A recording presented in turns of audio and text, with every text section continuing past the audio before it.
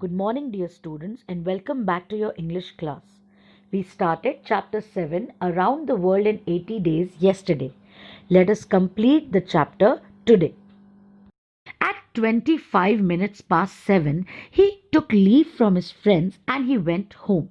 At 50 minutes past 7, he entered his house.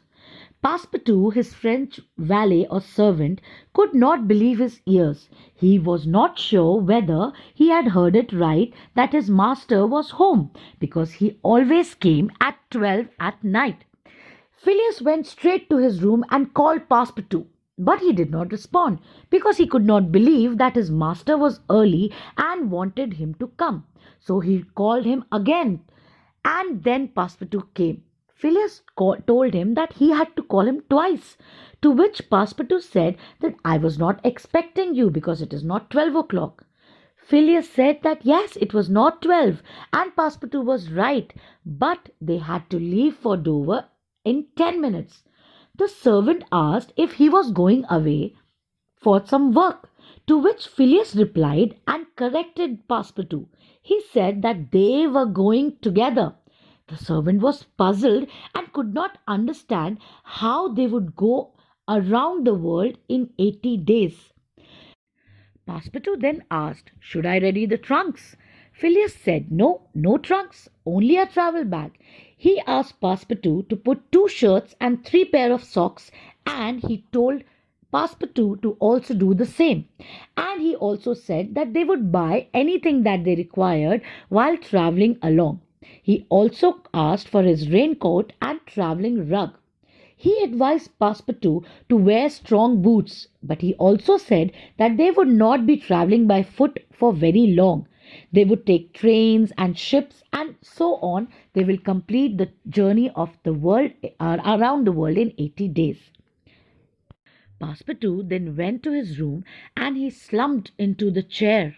He thought that he would have a quiet life, but this was not that he had planned for. He thought that by far he would go to Calais, then to Paris. But beyond Paris, he had never imagined that he would have to travel. Phileas Fogg then took the travelling bag from his servant and put a large bundle of beautiful banknotes which he would have to spend.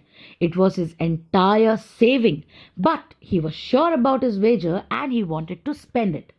They made sure everything was ready, and Phileas put the 20,000 pounds, in the bag and handed it over to Passepartout.